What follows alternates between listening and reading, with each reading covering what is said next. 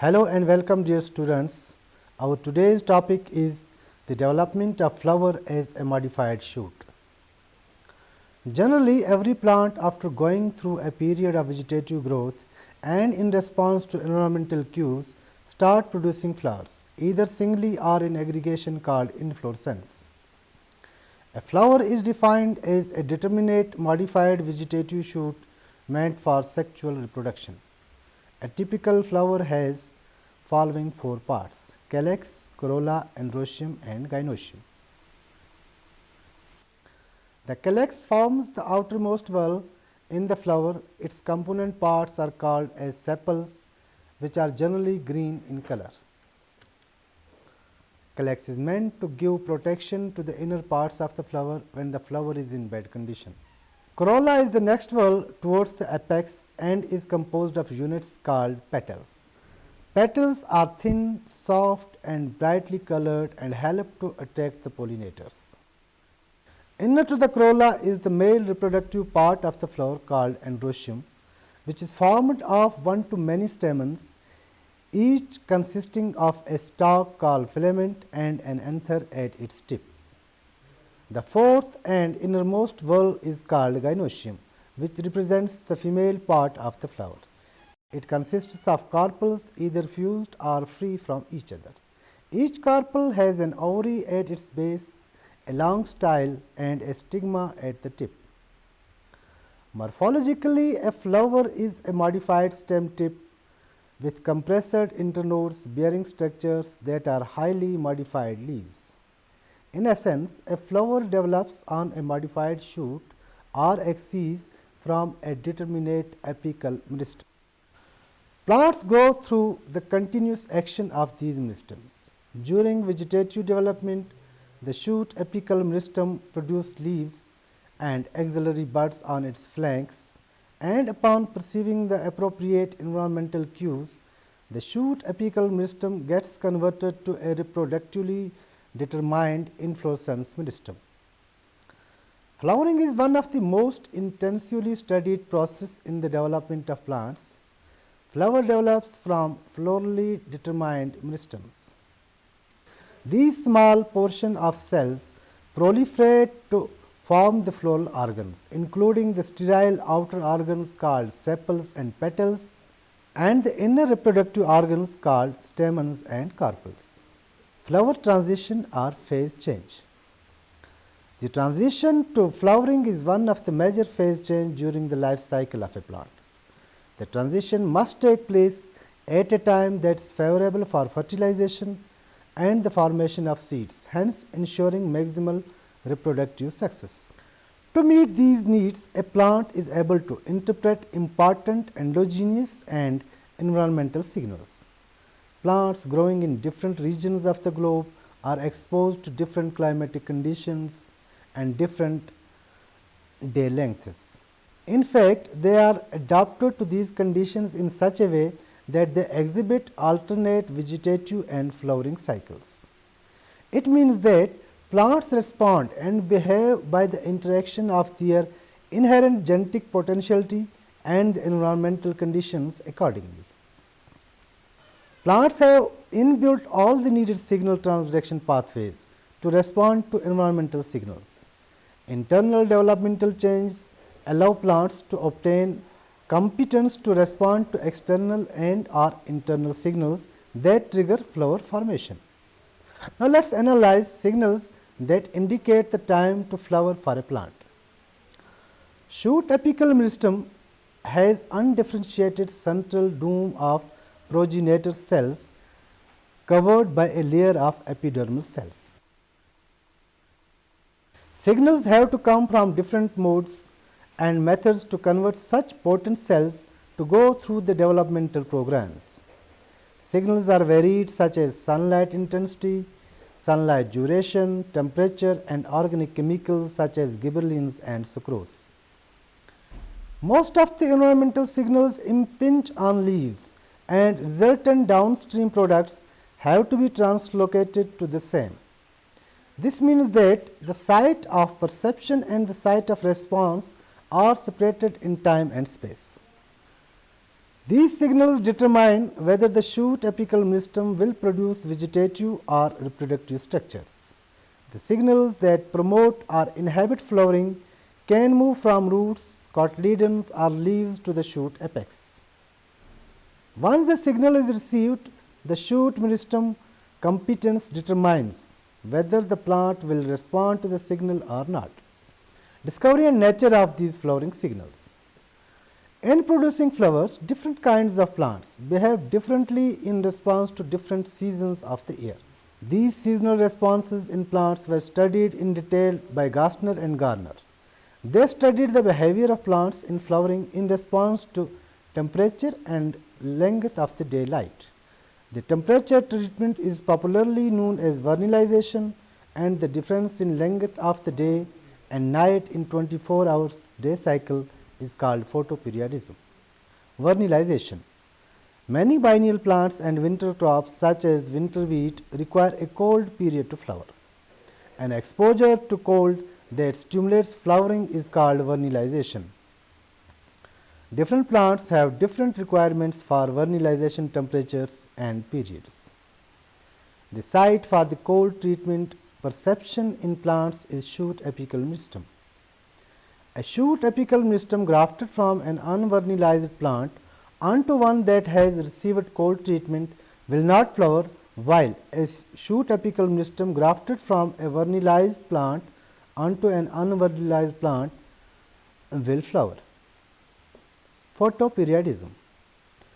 The flowering response in plants to light treatment is called photoperiodism. Garner and Allard in 1920, while working on a mutant tobacco plant, Maryland mammoth, demonstrated a remarkable relationship between effect of day length and flowering.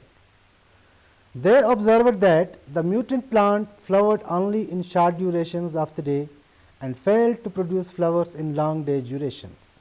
They termed that plant as short day plants.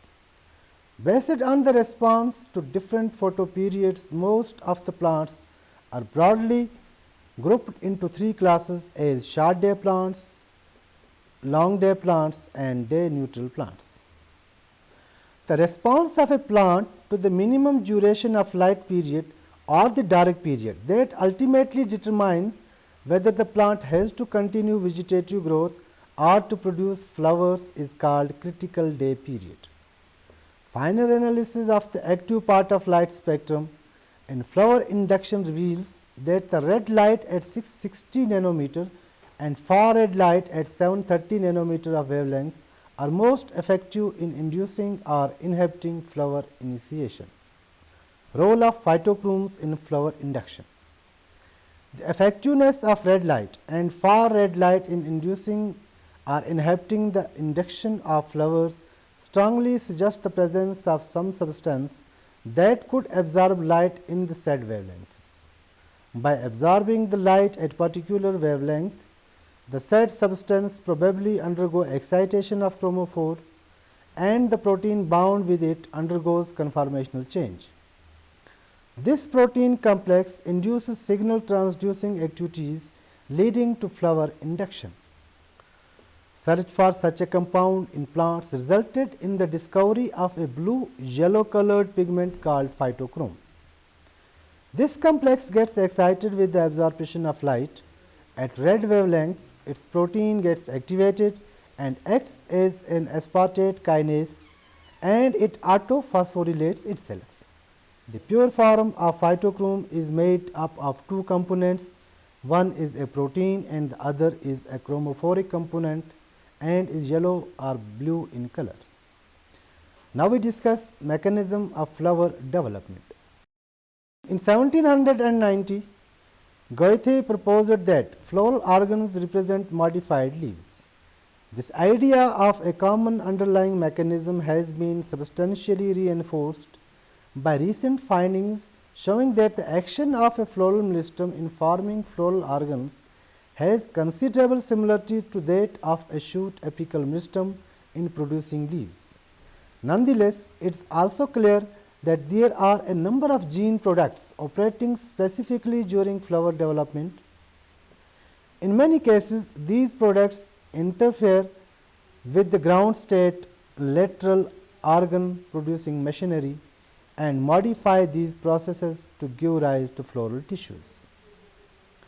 Upon reaching adult phase, plants enter reproductive phase and are competent to flower. The process of floral determination is called flower evocation. Some plants flower because of intrinsic signals, while others require environmental cues like temperatures and daylight, as already discussed.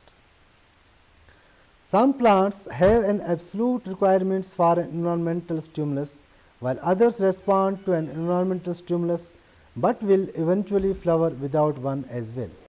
During development of a plant, apical meristem gives rise to all of the leaves and other parts of the plant.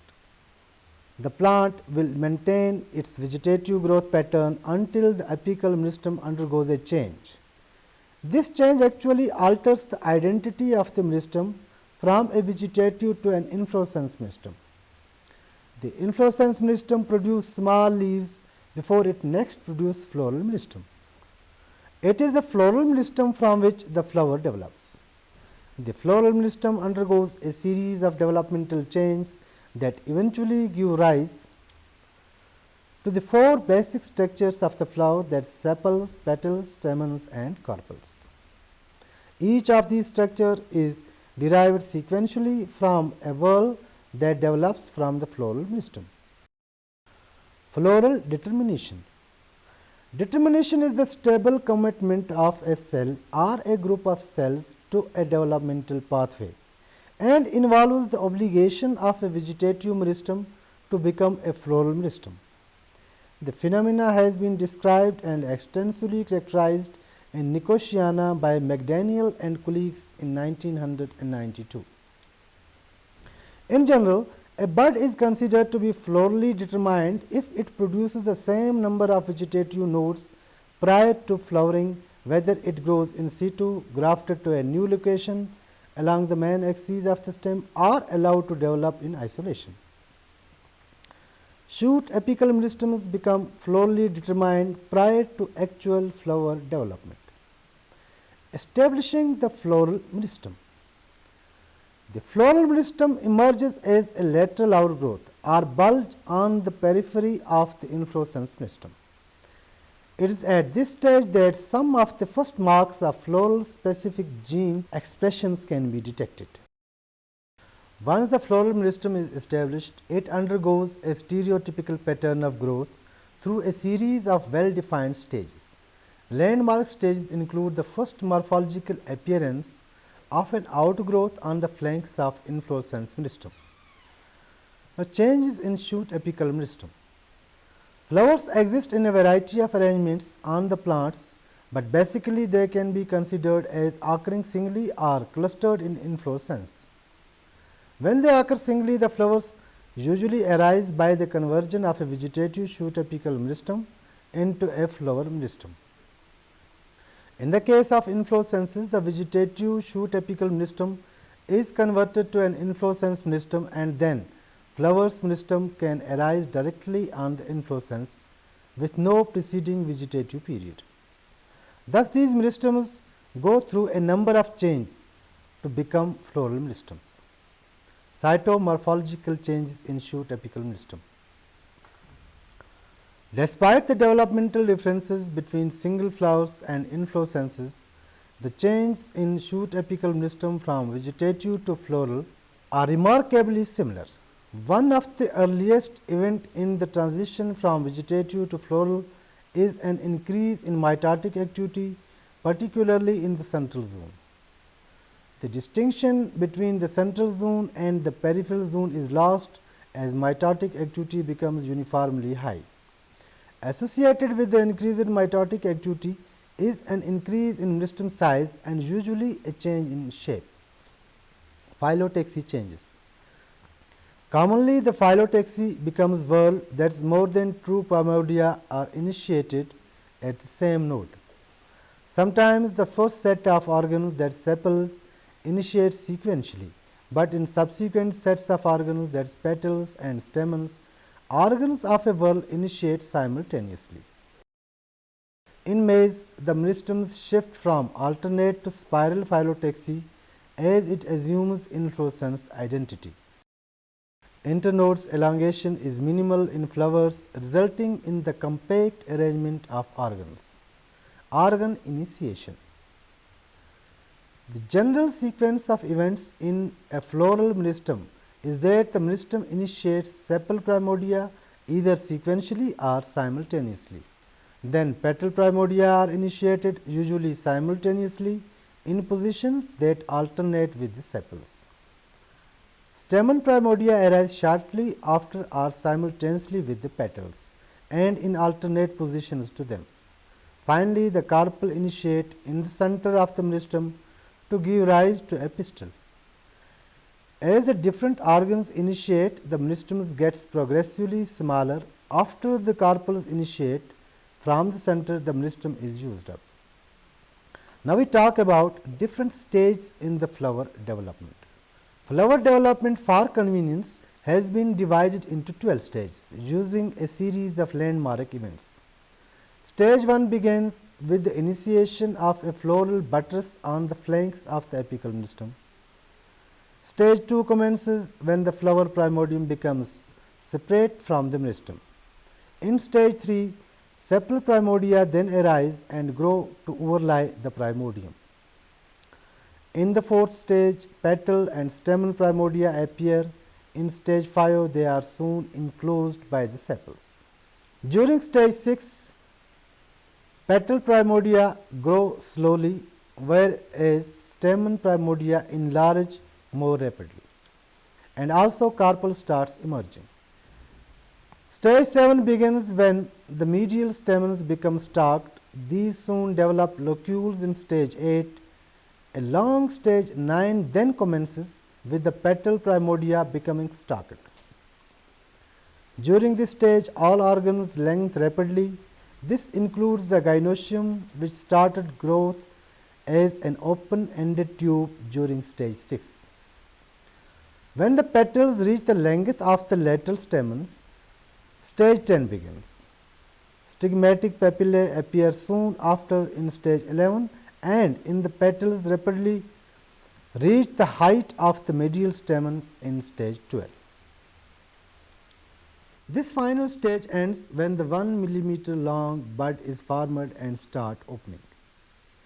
Now it is clear that the whole process of the development of flower in plants is greatly influenced both by the genetics of the individual plant and by the environmental factors.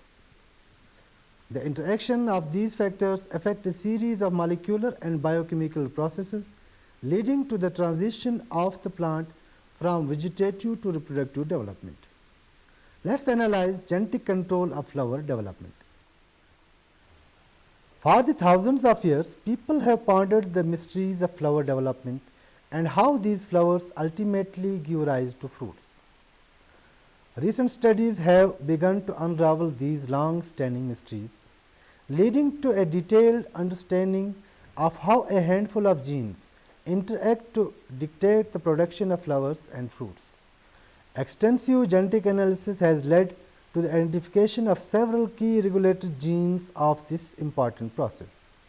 Most of these genes encode transcription factors or other proteins involved in the regulation of transcription, hence indicating the presence of a complex gene regulatory network that regulates flower development. In order to understand the developmental sequences and the underlying genetic control in the process of flowering in higher plants, Arabidopsis thaliana has become the ideal model plant. In Arabidopsis thaliana, several transcription factors control the transition from the inflorescence meristem to the floral meristem. The specification of floral organs is a result of mutually expressed Madbox transcription factors that form organ-specific protein complexes. According to the ABC model of gene interaction, each of the 4 types of floral organs is specified by a unique combination of these genes. However, the transcriptional network controlling flower development is still largely unknown. For a genetic perspective, Two phenotypic changes that control vegetative and floral growth are programmed in the plants. The first genetic change involves a switch from the vegetative to the floral state. If this genetic change is not functioning properly, then flowering will not occur. The second genetic event follows the commitment of the plant to form flowers. The observation that the organs of the plant develop in a sequential manner suggests that genetic mechanism exists in which a series of genes are sequentially switched on and off. This switching is necessary for each world to obtain its final unique identity. Let us see genes involved in flower development. Arabidopsis flowers originate as small groups of undifferentiated cells called floral meristems on the flanks of inflorescence meristem. In contrast to the indeterminate shoot meristem, flowers are determinate structures that produce a definite number of organ primordia. These organ primordia reside in four concentric rings called whorls, with four sepals in the outermost whorl, followed by four petals, six stamens, and two fused carpels in the second, third, and fourth whorls, respectively. About 200 years ago, the poet and naturalist Goethe suggested that flowers were modified shoots and floral organs were modified leaves. In 1991, this assertion was amazingly confirmed by Baumann et al., who showed that they could transform the sepals, petals, stamens, and carpels of Arabidopsis flowers into leaf-like organs simply by eliminating a set of floral regulatory genes such as agamus, pistillata, and apitala. Conversely, mutations in terminal flower gene convert shoot meristem into floral meristems. Careful observations of traits at the phenotypic level often give clues about how a gene might function in a genetic cascade involving other genes. There are numerous genes required for the initiation and development of flowers, and for simplicity they can be divided into distinct classes. The first class is the flowering time genes, mutations in which cause early or late flowering. In flowering plants, the transition from vegetative growth to flowering is a major developmental switch in the plant's life cycle. The timing of this transition to a flowering state is critical for the plant's reproductive success. Accordingly, most plant species have evolved systems to precisely regulate flowering time. These systems monitor both environmental cues and the developmental state of the plant. Most species go through a juvenile phase during which flowering is suppressed and then undergo a transition to an adult phase in which the plant becomes competent to flower. Genetic analysis of several species have identified genes which determine the flowering time, such as flowering locus C, CO, and FY genes. The second class specifies meristem identity and include genes such as leafy epitala 1 and cauliflower, which specify flower meristem identity, as well as terminal flower gene which maintains inflorescence meristem identity. The transition from shoot meristem to floral meristem requires floral meristem identity genes that both specify the floral organs and cause the termination of the production of stem cells. Agamus is a floral homeotic gene required for the floral meristem termination and necessary for proper development of stamens and carpels. Agamus is necessary to prevent the conversion of floral meristem to inflorescence meristem, but is not involved in the transition from shoot to floral meristems. The agamus is turned on by the floral meristem identity gene leafy and WUS and is restricted to the center of the floral meristem or the inner two whorls. This way, floral identity and region specificity is achieved. Once the agamus is activated, it represses expression of WUS gene, leading to the termination of the meristome. A third class of genes include the flower organ identity genes, which determine the fate of organ primordia and are incorporated into ABC model of the flower development. Examples of organ identity genes include epitala 1, which is involved in both meristomes and organ identity, epitala 2, epitala 3, pistillata and agames. A fourth class of genes include late acting genes that control ovule development.